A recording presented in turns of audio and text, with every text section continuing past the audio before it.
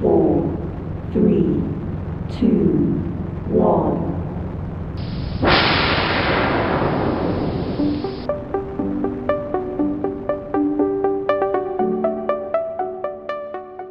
Hey, Gravity Formers, it's Tuesday, September 5th, and we're back from WordCamp US.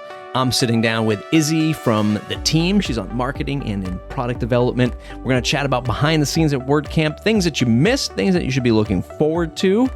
It's Breakdown, a Gravity Forms podcast.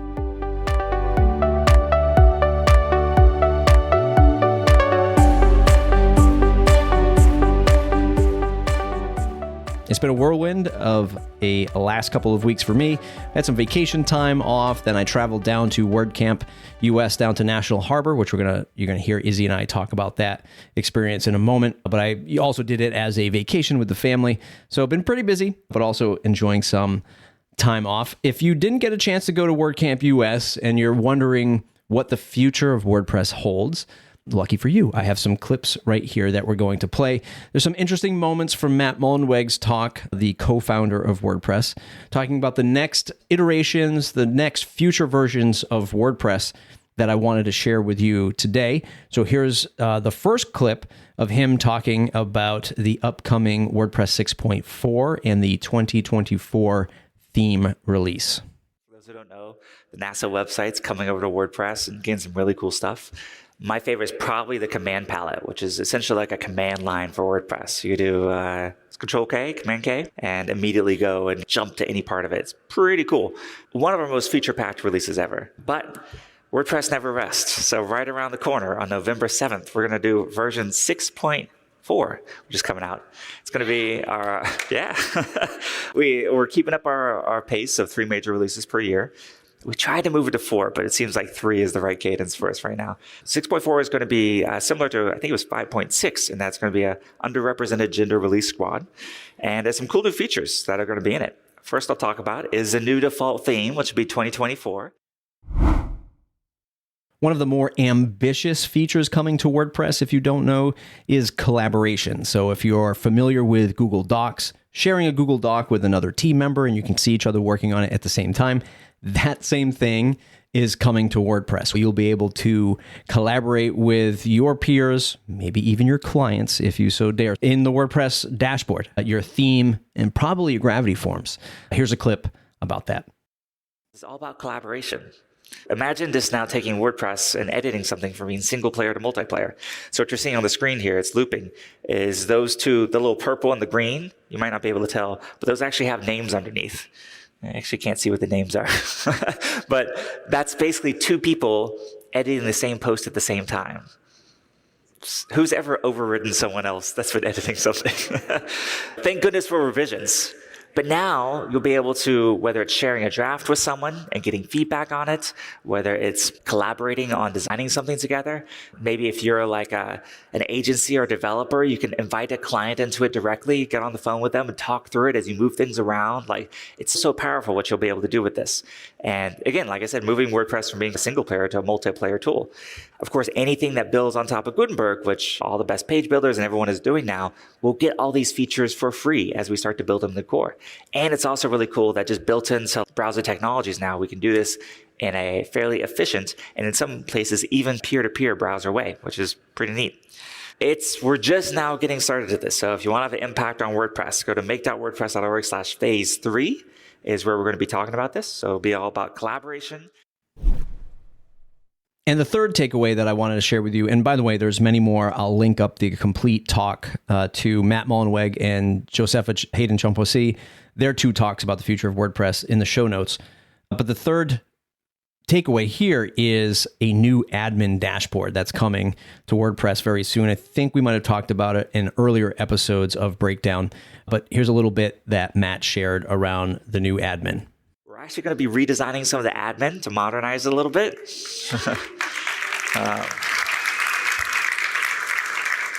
The first big redesign probably since MP6, if anyone remembers that.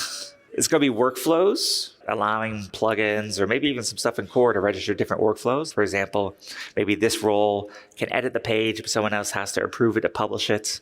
The command palette revisions. We're going to get really much cooler on revisions, block library, media library.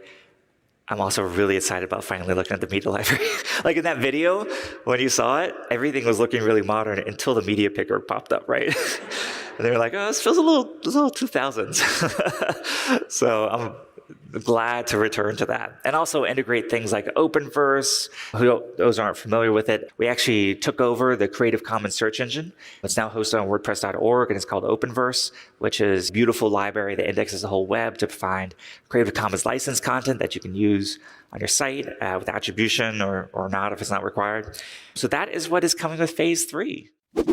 Like I said, there's lots more great content from Matt's talk and others who share their talks at WordCamp US. I'll link the WordPress TV YouTube account in the show notes. Check that out if you want to watch all the talks that were recorded.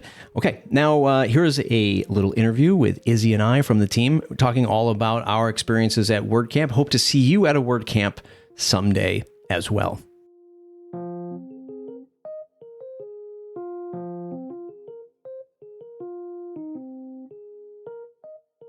Hey, Izzy, welcome to the Breakdown Podcast. Hey there. How are you doing today? Oh, I am exhausted from a week of WordCamp, and we're going to talk about that in a moment. But this is the first time that you've been on the new show. You were on the old Breakdown show. For folks who don't know who you are you, and what do you do on the Gravity Forums team? Yes. So my name's Isabel Doran. I'm currently a junior software engineer here over on the product team and the focus on the integrations crew. But I did do a couple of internships starting last June. I spent some time as a quality assurance engineer, just a couple months, and then a little bit of time over on our marketing team in which I helped build up our TikTok account. So now in our free time, we have some 10% projects where if we have a little less work to do during our sprints, we can pick up some extra stuff. That's when I spend my time on the TikTok. So little jack of all trades here, or Jane of all trades. There were 2,000-ish people at WordCamp US, and everyone came up to you and was like, God, I love the TikTok. You do a fantastic job. As a long-form content creator, I just can't do it.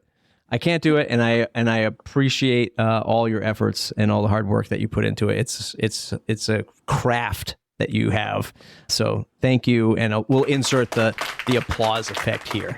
Oh, yes. Well, thank you very much. I don't know if it's just the way my brain works or maybe what I've been able to take in, but the way that you're able to spread the content, I'm able to kind of chop it down a little bit. So we hit all our bases for sure. So WordCamp US was in National Harbor, Maryland, just outside of DC, in this junction point of DC, Maryland, and Virginia. This was the first time that I was down there. The venue was amazing. The sheer size of it was the biggest I've ever seen for a WordCamp. You went to WordCamp Asia and EU in Athens. Yep, Were those comparable in size, or was one bigger than the other? Well, so I think the venue-wise, this was the biggest venue we've gone to, and it definitely drew a bigger crowd, but both were pretty big, I'd say. WordCamp Asia was a really fun turnout and huge turnout since it was the first one that they had ever put out. So honestly, there was a wonderful crowd there. And EU, I think it was maybe a bit of a smaller venue, and I'm sure we'll chat about that more throughout, but it was all kind of in one hub space between the rooms feeding into the booths. So it felt a little bit smaller, more community there, but still, again, really good turnout. So I saw some folks saying like they were getting lost in at the hotel because of how big it was. Plus, it was an awkward layout, right? There were all the speaking sessions happened like 2 stories up, or at least 2 flights of elevator rides up or escalator rides up. And then where we were, the sponsor area, also like the cafeteria area, was down and around the corner. So you felt like this little bit of separation, which was weird, but it still was a pretty electric vibe in the vendor area. At least on day 1, I noticed it got a little quiet on day 2, as it generally does. But it was awesome to like see everybody. It was the first WordCamp event that I've been back to. I've been going to them now for over a decade. So this was a fantastic new-ish experience for me. So I was excited to be back, although it was just a little awkward. Unfortunately, I didn't get to any of the speaking panels, which I wanted to. This was the first time I've had to work at a WordCamp. Not that we really had to work that hard, but it was great to just be there answering questions with the customers. Did you get to any of the speaking roundtables?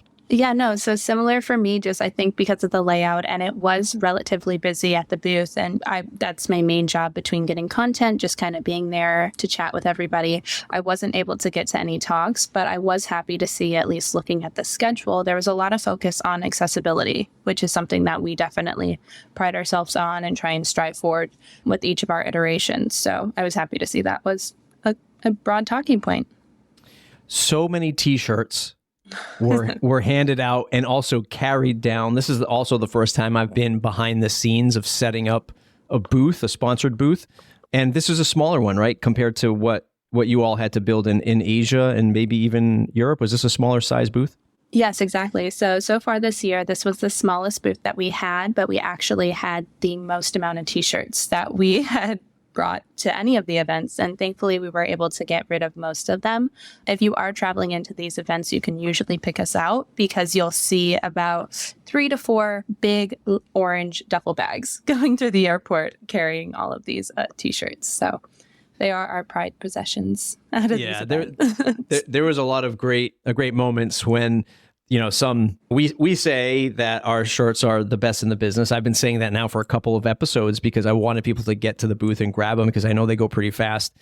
But there was one moment which sort of reinforced this whole theory of we have the best shirts in the business when one of the visitors came to the booth and he was like, yeah, my wife told me I can't bring any more t-shirts home unless they're like high quality or like super soft. I said, just come with me over here. Come touch this t-shirt. And as soon as he touched it, he was like, oh yeah, this is the kind of shirt that I can bring back to the family. So it's always great. Even if you're not using Gravity Forms, it's great that you're rocking our swag because not only is the shirt high quality, but the designs are great. And I love the designs for this year. I think we have 2 or 3 different iterations, right? On like the astronaut and the logo and stuff. It was pretty cool. Yeah. We have 3. I think we did a different one for each event itself, but all kind of in the same breath. But that's always another fun part of getting the shirts too, is kind of you get the collection of the year of Gravity Form shirts if you're able to attend the events. Let's talk about some of the takeaways from WordCamp. For me, it was going to be about seeing all my friends that I know in the WordPress space and reconnecting with them. It's been obviously a very long time since I've been to an in-person event, not just because of COVID, but because I started a family about 7-ish years ago and life has been pretty crazy. But it was great to reconnect with everyone. Not enough time. Even though I got in on Monday, it was sort of like a half vacation, half work thing for me. Not enough time to see everyone. In fact, another podcast that I do, 2 of the guests that are going to be on the show next week were there, and we didn't even get to meet in person. Friends of mine, I didn't even see that I've known for years. I didn't even see them, but they were there. So those are some unfortunate things. But I had a great time reconnecting with everyone that I know and just having a great time. And of course, meeting the Gravity Forms team. We all met for the first time. Most of you, of course, I know some of the members on the team. But we all met for the first time in the elevator. Like as I was coming down to go down to see everyone open up, and Travis, Mike, Megan, Gosha, all were like coming into the elevator at the same time. So it was like this is a bad way of framing it, but this is like this forced entry of like, hey, man, we have to meet each other. We're stuck in this elevator with each other. So that was great. Do you have any fun takeaways from the event? I mean, similar in the sense that I love being able to hear all the use cases and, we've used your product for so many years and this is how we're using it on our site. It's always just builds the ego in the sense of we're doing what we should be and putting out a great product. But also, I love being able to meet with the team since we are remote and we have so many calls of just seeing each other in these little Zoom boxes, being able to go to the dinners and spend the time in the booth and catch up at breakfast with the team. It really makes a difference. And even being able to get some time with our certified developers, it makes a difference to be able to see what their outlook is, their goals going forward with their products, how we can all integrate better together to really just build up this Gravity ecosystem we have here. So just that face-to-face time. Yeah, I want to talk about the certified developers in a second. But did you have a favorite place that you ate? I'll start with mine. It was one that I think the majority of Gravity Form team members voted down. I actually enjoyed the breakfast at the diner. I forget the name of it. But the first day we went to it, it was fantastic. But I don't think you all liked it when you went. Did you have a favorite dinner spot when you were there? Yeah, no. So unfortunately, I wasn't able to get to the breakfast. I got in a little later on the Thursday. One of my favorite spots, it was Grace's Mandarin. We went there, just a small team dinner on Saturday, I believe it was. No, Friday, right before the Pride Party. But it was yummy. And thankfully, we had asked, oh, can we have a nice window spot? The sunset was coming down and they accommodated greatly. And we had a nice round table overlooking the water. So couldn't have been better.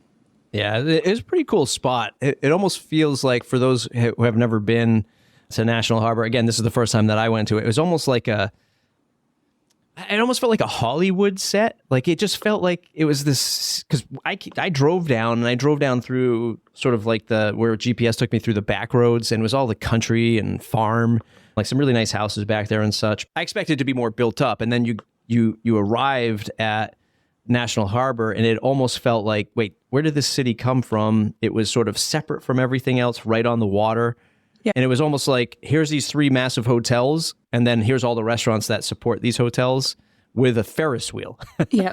So, like, go nuts, have fun. It was pretty cool. And I could tell there was a lot of people that came in and out and used it as like a hangout spot on the weekend, which is cool. It's similar to like where Newport, Rhode Island is to me. I feel like it's that same sort of tourist attraction. People come in, weather's great, you're on the water. Probably in the wintertime, no one's going there. Yeah, that's what I was thinking. It seemed like a fun summer hangout spot. Even one day, I think it was Saturday, we went to go get some lunch, and they had outside the Ferris wheel kettle corn and lemonade stand, a bunch of just kind of fair-esque merchandise. So it seems like a really fun spot to hang out, and it was cool for us to be able to venture through, have some spots to eat at, and also the venue itself felt like a mini Disneyland between the light show and little souvenir stores. So they did well for picking that spot, I think. Let's talk about our certified developers. This was the first time that I had the chance to meet most of them in person. We've talked about it before on the podcast. I've had them on as guests before. Zach Katz was the last certified developer to be on. But these folks are folks who are very vested in the success of Gravity Forms. The obvious back of the napkin math is because they're building products for Gravity Forms, and only Gravity Forms for, I think, 99% of the certified developers. And they have a real vested interest in the future of Gravity Forms. We all got together for sort of like a social lunch, meet and greet everybody. But then we went back to one of the hotels, rented a conference room, and we sort of got to work, with air quotes, just like really digging deep in the outlook for Gravity Forms, the company, and then how each of these certified developers, no pun intended, orbit around Gravity Forms so that they could share what they're working on and how it works with us. Because literally at the end of the day, they all have sort of features of Gravity Forms that Gravity Forms might want to build at some point because customers ask us. But then they really handle the future edge cases of Gravity Forms, the stuff that's like super challenging or technical, niche almost, where they're going to be the best suited to solve these use cases for customers. It's a long way of getting to, like, it was great to have this sort of cohesive conversation about how we're all working towards a better Gravity Forms future. Did you have any takeaways from that meeting? I know you were jotting down some notes, but did you have anything that, you know, you'd want to share with the audience that said, hey, this was a great meeting with the CDs, or anything that you look forward to from like a product or feature standpoint? I think there's a few things on product roadmap that will be good for us to integrate and kind of just diversify of what we keep in-house at Gravity, but what is also good opportunities for our certified developers to be able to take on and build in their own ecosystems. But really coming out of the meeting and then also seeing it applied throughout the conference, it was great to have our owners and the really founders of Gravity Forms here at the conference with us. We had Carl, Kevin, and Alex, and Carl and Alex were able to join that kind of work session, really get hands in and share ideas one-on-one directly with the developers. So I think just having those conversations in that open space is what was the best takeaway of our time together, to be able to solidly push ideas and plans forward for both ends of the spectrum. I ran into a couple folks out on the vendor floor that were, building features for Gravity Forms. I won't name them or the features that they were looking to build because I think they were sort of still under wraps. But it was great to have the other CDs there, because certified developers, because I just connected them with them, and with the certified developers. I said, hey, you have this idea. These are our trusted partners. These are the ones that have been doing it for years, that work really closely with us. Hopefully they can answer some of your questions, or at least show you the way. And in fact, some of them were like, hey, this is an open source world. We're all kind of building the same thing sometimes. And they were like sort of competing with each other. But also, that's one of the great things about WordPress, and especially the trickle down is the Gravity Forms ecosystem, is everyone wants to help each other, even if you're sort of borderline competing with each other. Do you find that strange at all? Or is that something that you've seen for a while now in the WordPress space? I'm always curious, not that you're an outsider, but I feel like there are folks who might come from other software development angles and be like, wait a minute, you share these ideas with like your competition? That's weird. Like, do you have any thoughts on that? Well, no, I think at least the way that we've been able to set it up with our certified developers, I think it's a really wholesome sort of experience in the fact that we all just want the betterment and be able to grow and give a great product, but also still be able to expand and kind of have these businesses. So I think it's a twofold of the fact that once we're open with them, they'll be open with us, and we're able to just develop better together. And I found that too at the booth. It was nice to be able to say, oh yeah, Gravity Wiz is here. Gravity Kit guys are just over here. Even if they didn't have their own booth, we were able to, just having them in the conference, we were able to, again, facilitate and build up the community that we have, just being able to point them over and be like, hey, they're here to chat if you need them. One of the things that I was doing in the booth was recording some testimonials, some feedback from actual customers. Still astounding that people come to the booth and they say, I've literally been using this product for 10, 11 years. Mm-hmm. I don't think many WordPress brands, one, because they're not that old, but two, those that are that old, I just don't hear it or see it as much as I do in Gravity Forms. So obviously, it was one of the things that attracted me to work at Gravity Forms as a 10 plus year customer myself. So many people use it. So many people love it. And that was one of something that I already knew, but it was just great to hear it in person as a team member. I'm going to play some of the clips from these testimonials so that you can hear directly what customers had to say.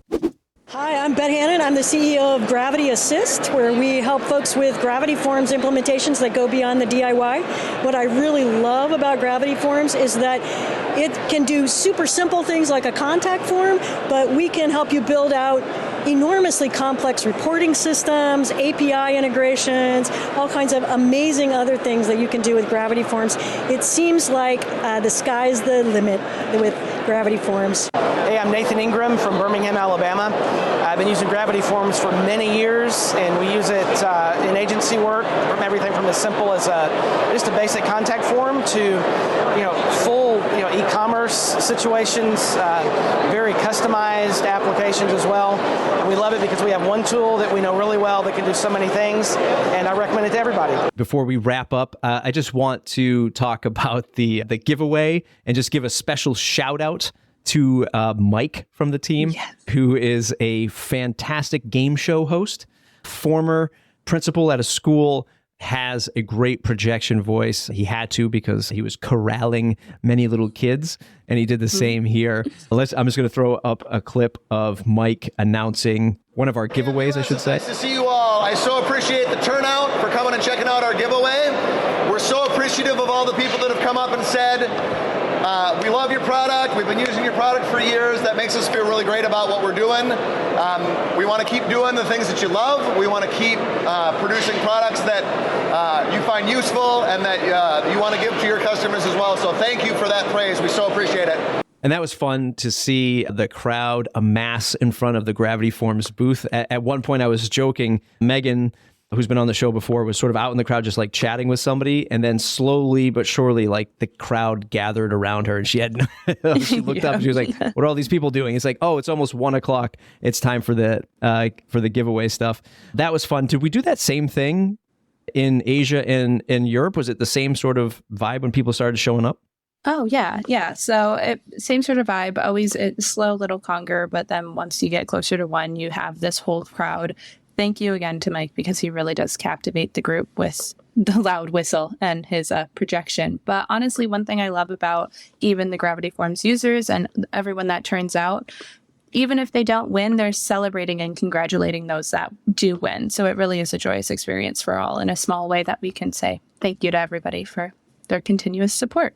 I was actually surprised about so many folks who didn't show up, because Mike had to go through a whole bunch of names for each giveaway, which was the license for Gravity Forms, Gravity Flow, the Lego set, which is still pretty cool, and then, of course, the VR headset. And I was like, wow, man, if you submitted this, you should be here. Yeah, right. 1 o'clock. Like, you get a chance to win this stuff. And I like it. At first, when the gentleman who won the VR headset was just kind of like looking at it and holding it, Mike's like, no, it's really in there. Like, we really gave that VR headset away from you. So that was fun. I really enjoyed it. I can't wait for the next WordCamp with Gravity Forms of the team. Thanks for hanging out and chatting today, Izzy. Yeah, no, thanks for having me.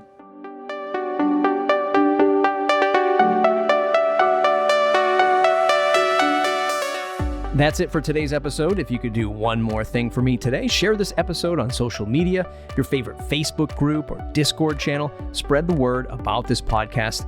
It really helps. If you haven't added Breakdown to your favorite podcast app, point your browser to gravityforms.com/breakdown and click the icon of your app to add us and listen to us every 2 weeks. Okay, we'll see you in the next episode.